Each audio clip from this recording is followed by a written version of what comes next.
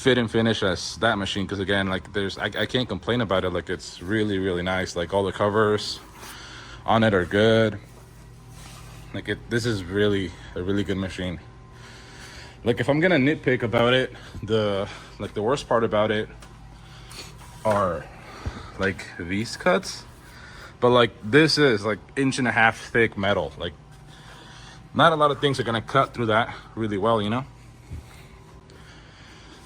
But like I said, everything else on this machine, like I love it. Like I got to pick the colors on it, so I got to pick the black, that really dark gray, that light gray, and it looks beautiful. I love it, and like I said, it works really good.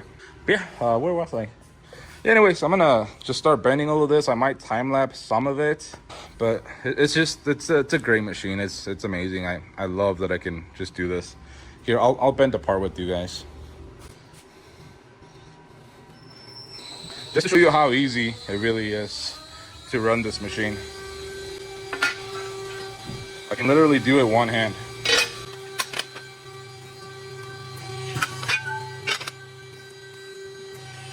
There we go. It was literally that easy.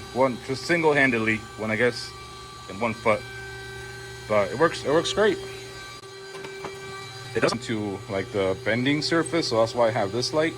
Harbor Freight, love it. And like the hardest process about like running one of these machines is setting up a program, which if you guys want, I can do that like in a later video, but again, it's just super simple. It's super simple. Again, the worst part is that it's in millimeters right now, but like I said, the engineer and I are working, well, he's working on writing me a program that will be in inches.